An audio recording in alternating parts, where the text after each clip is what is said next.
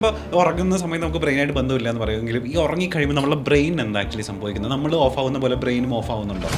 ഒരു ആക്സിഡന്റ് പറ്റിയാൽ നമുക്ക് കുറച്ച് കാലം, മാസങ്ങൾ അല്ലെങ്കിൽ കൊല്ലങ്ങൾ മുമ്പേക്കുള്ള ഓർമ്മ പോകാം. നന്നായിട്ട് മനസമാധാനമായിട്ട് കിടന്നുറങ്ങാൻ പറ്റുന്ന ആളാരാണോ അയാളാണ് ഏറ്റവും റിച്ചസ്റ്റ് പേഴ്സൺ എന്നാണ് എപ്പോഴും പറയുന്നത്. പല ആളുകളും പല കാര്യങ്ങൾ പറയാറുണ്ട് നമ്മൾ ഉറക്കത്തെ പറ്റി. 8 hours ഉറങ്ങണം എന്നുള്ളത് എല്ലാവർക്കും അറിയാം. പക്ഷേ ഇത് എങ്ങനെ കിടന്നുറങ്ങേണ്ടത് എന്നുള്ളതിനെ പറ്റി എല്ലാവർക്കും ചില മിത്തുകൾ ഉണ്ടായിരിക്കും. ചില ആൾക്കാർ പറയുന്നതൊക്കെ മലന്ന് കിടന്നുറങ്ങുന്നതാണ് ഏറ്റവും ഐഡിയൽ. ചില ആൾക്കാർ പറയും ഇടത് വശം ചേർന്ന് കിടന്നുറങ്ങുന്നതാണ് നല്ലതെന്ന്. എങ്ങനെയാണ് ഒരാൾ, ഒരു സാധാരണ മനുഷ്യൻ ഐഡിയലി കിടന്നുറങ്ങേണ്ടതെന്നാണ് അഡ്വൈസ് ചെയ്യുന്നത്. ഈ ബ്രെയിൻ ഡെത്ത് സംഭവിച്ച ആളുടെ ബ്രെയിനിൽ അയാൾ സ്വപ്നം പോലും കാണില്ല. അയാളുടെ ബ്രെയിനപ്പം എന്താ ബ്രെയിൻ ഡെത്ത് സംഭവിച്ചു എന്ന് പറയുമ്പോൾ എന്താ ആക്ച്വലി ബ്രെയിൻ ഡെത്ത് കൊണ്ട് ഉദ്ദേശിക്കുന്നത്?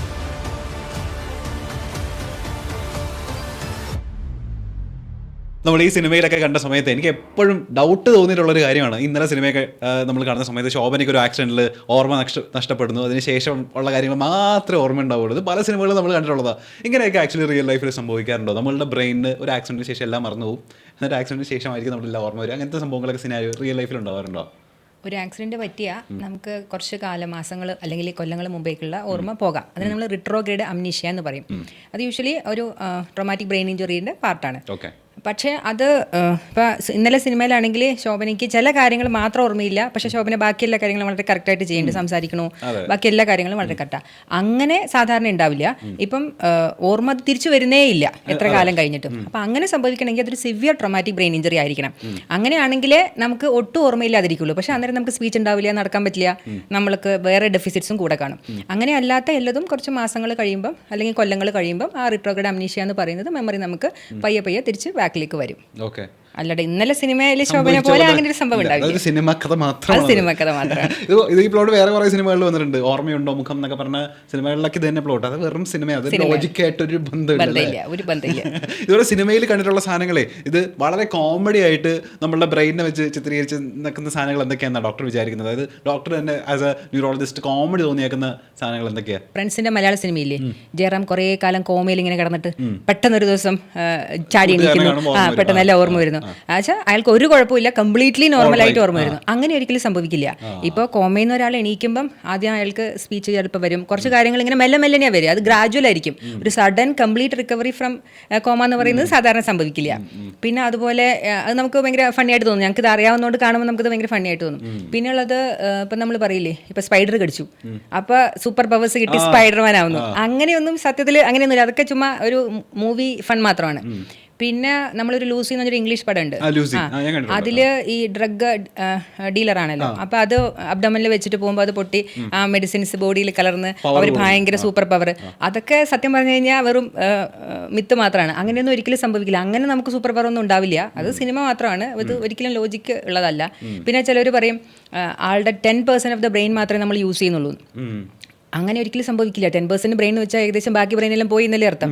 അപ്പോൾ ഇപ്പം ഞാനിപ്പോൾ ഇങ്ങനെ സംസാരിക്കുമ്പോൾ പോലും എൻ്റെ ബ്രെയിൻ്റെ പല ഏരിയാസ് ആക്റ്റീവ് ആയാലേ എനിക്ക് ഇതുപോലെ സംസാരിക്കാൻ പറ്റുള്ളൂ. ഇപ്പം സ്പീച്ച് ഏരിയ ആക്ടിവേറ്റഡ് ആവണം, എനിക്ക് കാണാൻ പറ്റണം, എനിക്ക് കേൾക്കാൻ പറ്റണം, എൻ്റെ കൈ ഞാൻ അനക്കുന്നുണ്ട്. അപ്പം ബ്രെയിൻ്റെ ഓൾമോസ്റ്റ് എല്ലാ ഏരിയ ആക്ടിവേറ്റ് ആയാലേ നമുക്ക് ഇങ്ങനെ സംസാരിക്കാൻ പോലും പറ്റുള്ളൂ. 10% ബ്രെയിൻ ആക്റ്റീവായിട്ട് അവൻ ഇങ്ങനെയാണ് സംസാരിക്കുന്നത്, അപ്പോൾ ഫുള്ള് ബ്രെയിൻ ആയ ആൾ എങ്ങനെയായിരിക്കും, ഭയങ്കര മിടുക്കനായിരിക്കും? അങ്ങനെ ഇല്ല. നമ്മളൊരു കാര്യം ചെയ്യണം, നമ്മുടെ പല areas of the brain activated ആയാലേ പറ്റുള്ളൂ. അപ്പോൾ ഇതൊക്കെ ഈ സിനിമയിൽ മാത്രം കാണുന്ന ചില ഒരു നമ്പറുകളും ഫൺ കോമഡീസ് മാത്രമാണ്. റിയൽ ലൈഫ് അല്ല അങ്ങനെയല്ല. ഇപ്പോൾ ഡോക്ടർ നമ്മളെല്ലാവരും പറയും, അതായത് ലോകത്തിലെ ഏറ്റവും ധനികൻ എന്ന് പറയുന്നത് നന്നായിട്ട് മനസമാധാനമായിട്ട് കിടന്നുറങ്ങാൻ പറ്റുന്ന ആളാരാണോ അയാളാണ് ഏറ്റവും റിച്ചസ്റ്റ് പേഴ്സൺ എന്നാണ് എപ്പോഴും പറയുന്നത്. പല ആളുകളും പല കാര്യങ്ങൾ പറയാറുണ്ട് നമ്മൾ ഉറക്കത്തെ പറ്റി. 8 hours ഉറങ്ങണം എന്നുള്ളത് എല്ലാവർക്കും അറിയാം. പക്ഷേ ഇത് എങ്ങനെയാണ് കിടന്നുറങ്ങേണ്ടത് എന്നുള്ളതിനെ പറ്റി എല്ലാവർക്കും ചില മിത്തുകൾ ഉണ്ടായിരിക്കും. ചില ആൾക്കാർ പറയുന്നതൊക്കെ മലന്ന് കിടന്നുറങ്ങുന്നതാണ് ഏറ്റവും ഐഡിയൽ എന്ന്. ചില ആൾക്കാർ പറയും ഇടത് വശം ചേർന്ന് കിടന്നുറങ്ങുന്നതാണ് നല്ലതെന്ന്. എങ്ങനെയാണ് ഒരാൾ, ഒരു സാധാരണ മനുഷ്യൻ ഐഡിയലി കിടന്നുറങ്ങേണ്ടതെന്നാണ് അഡ്വൈസ് ചെയ്യുന്നത്? Scientifically, the best thing is to sleep on the left side. Left side should be down. Nothing to do with the brain. It is something to do with the digestion. Okay. And the heart is on the left side. Turn to the left, the digestion will be better. Bakellam, not only the what is it called, acidity, the stomach, everything will get it's on the left side. So better ideal ways to turn on the left side and sleep. Pregnancy left side. So the pressure doesn't go to the heart. Basically that is one of the concepts. അപ്പോൾ നമ്മൾ എങ്ങനെ കിടന്നാലും ബ്രെയിനെ ബാധിക്കില്ലേ? Neck പെയിനും back പെയിനും ഉള്ളവർക്ക് നേരെ മലർന്ന് straight ആയിട്ട് കിടക്കാന്ന് പറയും. അതിലത് ബ്രെയിനെ അങ്ങനെ ബാധിക്കില്ല. യൂഷ്വലി ബാക്കിയുള്ളതാണ്. അപ്പോൾ ലെഫ്റ്റ് ലാറ്ററിൽ കിടക്കണം എന്ന് പറയും, സ്ട്രെയിറ്റ് ആയിട്ട് കിടക്കുക. അപ്പോൾ നമുക്ക് ബാക്കും നെക്കിനും ചെറിയൊരു പില്ലോയും കൂടി യൂസ് ചെയ്ത് അതിന് കംഫർട്ടായിരിക്കും. Okay. But it depends how you look at it, no?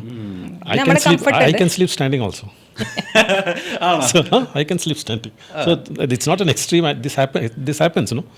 You can. It depends how you look at it, you know.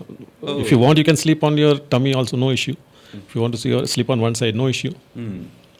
But ideally, if you ask me which is the most ideal position to sleep, is left lateral. Left side. ഓ. Keep your left side down and sleep. Okay. That is called. There's another name for this, fish pose position, right? Okay. അതെന്താ fish post? They're like a fish. You should sleep like this. ചെരിഞ്ഞ് കിടന്ന് പറഞ്ഞാൽ ചെറിയ fish pose. Mainly ആ gastric digestion acidity അതെ, acidity problems ആണ് കുറയ്ക്കാൻ left ലാറ്ററിൽ. Okay. പിന്നെ സ്ട്രെയിറ്റ് കിടക്കാൻ ഇപ്പോൾ എനിക്ക് ലെഫ്റ്റ് കിടന്നാൽ കുറച്ച് ബുദ്ധിമുട്ടാണ്. എനിക്ക് ഷോൾഡറിൽ കുറച്ച് ബുദ്ധിമുട്ട് വരും. ഇപ്പോൾ നിങ്ങൾക്ക് കഴുത്ത് വേന ഉണ്ടെങ്കിൽ ചെരിഞ്ഞ് കിടക്കുമ്പോൾ നിങ്ങൾക്ക് ബുദ്ധിമുട്ട് വരും. ഷോൾഡർ പെയിൻ ആണെങ്കിൽ നിങ്ങൾക്ക് ബുദ്ധിമുട്ട് വരും. അപ്പോൾ അങ്ങനെയുള്ളവർക്ക് നെക്ക് പെയിൻ ഉള്ളവർക്ക് നേരെ കിടക്കാം. ഓക്കെ. അപ്പോൾ നമുക്കതൊരു കംഫർട്ടാണ്. അപ്പോൾ ഞാൻ ഒരു സ്ട്രെയിറ്റ് കിടക്കുന്ന ഒരാളാണ്. ചിലർ പക്ഷേ ചെരിഞ്ഞേ കിടക്കുള്ളൂ. പിന്നെ ഈ ടമ്മിയിൽ കിടക്കുന്നത് യൂഷ്വലി നമ്മൾ അത്ര അഡ്വൈസബിൾ അല്ല എന്ന് പറയും. കാരണം അബ്ഡമൻ കംപ്രഷനൊക്കെ വരുന്നതും നമുക്ക് എയർ പ്രോപ്പറായിട്ട് എയർ ബ്രീത്തിങ് വരില്ല കമ്മന്ന് കിടക്കുമ്പോൾ. അതുകൊണ്ട് ആ പൊസിഷൻ അത്ര നല്ലതല്ല. മെയിൻലി സ്ട്രെയിറ്റും പിന്നെ ലെഫ്റ്റ് ലാറ്ററലും ഇതാണ് കംഫർട്ടബിൾ പൊസിഷൻസ്, നല്ല പൊസിഷൻസ് ഉറങ്ങാൻ വേണ്ടിയിട്ട്. ഇപ്പോൾ ഉറങ്ങുന്ന സമയത്ത് നമുക്ക് ബ്രെയിനായിട്ട് ബന്ധമില്ല എന്ന് പറയുമെങ്കിലും ഈ ഉറങ്ങി കഴിയുമ്പോൾ നമ്മുടെ ബ്രെയിൻ എന്താ ആക്ച്വലി സംഭവിക്കുന്നത്? നമ്മൾ ഓഫ് ആവുന്ന പോലെ ബ്രെയിനും ഓഫ് ആവുന്നുണ്ടോ? Definitely no. ഇല്ല. ഉറപ്പായിട്ട് ഓഫ് ആവില്ല. കാരണം നിങ്ങൾ ഉറക്കത്തിലല്ലേ സ്വപ്നം കാണുന്നില്ലേ? അപ്പോൾ സ്വപ്നം കാണുന്നത് നമ്മൾ യൂഷ്വലി നമുക്ക് 2 സ്ലീപ്പ് ഉണ്ട്, REM സ്ലീപ്പും NREM സ്ലീപ്പും. NREM സ്ലീപ്പ് ഡീപ്പ് സ്ലീപ്പാണ്. REM sleep rapid eye movement sleep എന്ന് പറയും. നമുക്ക് നമ്മുടെ ഐ മൂവ്മെന്റ്സ് ഒക്കെ ഇങ്ങനെ ഭയങ്കര റാപ്പിഡായിട്ട് നടക്കുന്ന ഒരു സമയം. ആ സമയത്ത് നമ്മുടെ ബ്രെയിൻ യൂഷ്വലി നല്ലതായിട്ട് ആക്റ്റീവാണ്. എന്ന് വെച്ചാൽ ഉറങ്ങുന്ന സമയത്ത് നമ്മൾ ഡ്രീം ചെയ്യുന്ന സമയമാണ് REM സ്ലീപ്പിൻ്റെ സമയം.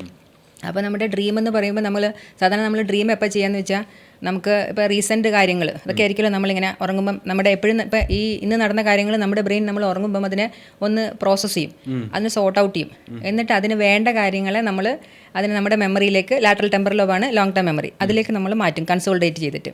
അപ്പോൾ ആ സമയത്ത് നമ്മുടെ മെമ്മറി ഏരിയ ഹിപ്പോ ക്യാമ്പസും ടെമ്പറൽ ലോബ്സ് ഒക്കെ ഭയങ്കര ആക്ടിവേറ്റഡ് ആയിരിക്കും.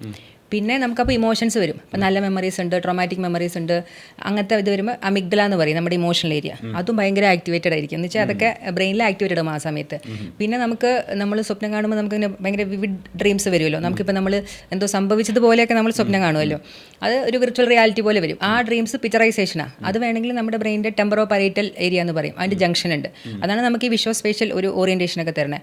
അപ്പോൾ ഈ 3 ഏരിയാസും നമ്മൾ ഈ REM സ്ലീപ്പ് സമയത്ത് ഉറങ്ങുന്ന സമയത്ത് വളരെ ആക്റ്റീവ് ആയിരിക്കും. അപ്പോൾ പിന്നെ ആക്റ്റീവ് അല്ലാത്ത ഈ ഓഫ് ആവുമെന്ന് ഒരിക്കലും പറയാൻ പറ്റില്ല. കാരണം ബ്രെയിൻ ആ സമയത്താണ് ഡീടോക്സിഫൈ ചെയ്യുന്നത്. ബ്രെയിൻ ആ സമയത്താണ് കുറേ ഹോർമോൺസ്, ഗ്രോത്ത് ഹോർമോൺസും അങ്ങനെയുള്ള ഹോർമോൺസ് ഒക്കെ പ്രൊഡ്യൂസ് ചെയ്യുന്നത് നമ്മൾ ഉറങ്ങുമ്പോൾ. ആ സമയത്താണ് നമ്മളത് എന്താ പറയുക റിപ്പയർ എന്ന് പറയില്ലേ, ബോഡി റിപ്പയർ മെക്കാനിസം അപ്പം നടക്കുന്നുണ്ട്. പിന്നെ കുറച്ച് ആക്റ്റീവ് അല്ലാത്ത ഏരിയാസ് എന്ന് പറഞ്ഞാൽ നമ്മുടെ പ്രീ ഫ്രോണ്ടൽ കോർട്ടെക്സ് ഉണ്ട്. അപ്പം നമ്മൾ ഈ സ്വപ്നം കാണുമ്പം അത് ഇല്ലോജിക്കലാണ്, ലോജിക്കലല്ല. റിയാലിറ്റി പോലെ തോന്നുമെങ്കിലും അത് ലോജിക്കലല്ല. അപ്പം നമ്മുടെ പ്രീ ഫ്രോണ്ടൽ കോർട്ടെക്സ് ഉണ്ട്, അതാണ് നമ്മുടെ ലോജിക്കൽ തിങ്കിങ്ങിൻ്റെ ഏരിയ. അത് കുറച്ച് ഇനാക്റ്റീവ് ആയിരിക്കും. അതുകൊണ്ടാണ് നമ്മൾ ലോജിക്ക് അല്ലാത്ത വിവിഡ് ഡ്രീംസ് നമ്മൾ കാണുന്നത്. അതിനകത്ത് ലോജിക്ക് ഉണ്ടാവില്ല നമ്മൾ ആലോചിക്കുമ്പോൾ. അത് ആ പ്രീ ഫ്രോണ്ടൽ കോർട്ടെക്സ് ആക്റ്റീവ് അല്ല അത്രയും. പിന്നെ ഇപ്പം നമ്മൾ ചിലപ്പോൾ സ്വപ്നം കണ്ട് ചവിട്ട് കിട്ടുമല്ലോ, സ്പൗസിനൊക്കെ പിള്ളേരാണെങ്കിൽ അച്ഛനമ്മയ്ക്ക് ചവിട്ട് കിട്ടും. അപ്പോൾ കുറച്ചൊരു മസിൽ പാരാലിസിസും നമുക്കുണ്ടാവും, അത്രയും ആക്ടിങ് ഔട്ട് ഓഫ് ഡ്രീംസ് വരാതിരിക്കാൻ വേണ്ടിയിട്ട്. ഈ 2 ഏരിയാസാണ് അത്രയും ആക്റ്റീവ് അല്ല, മസിൽസും പിന്നെ ഈ പ്രീ ഫ്രോണ്ടൽ കോർട്ടെക്സും അത്ര ആക്റ്റീവ് അല്ലാതിരിക്കും. പക്ഷെ ഒരിക്കലും ഓഫ് ആവില്ല, ഷട്ട് ഡൗൺ ആവില്ല. ബാക്കി ഏരിയാസൊക്കെ ഇങ്ങനെ എപ്പോഴും ആക്റ്റീവ് ആയിട്ടിരിക്കും. Because see, the brain is a very unique organ, no? If you see, the brain can be divided into 2 parts. One is the supratentorial and the infratentorial part. And the infratentorial part is the part which we rarely discuss. The breathing part, the heartbeats, everything is from the brainstem. Okay. So if that's why the concept of brain death has come into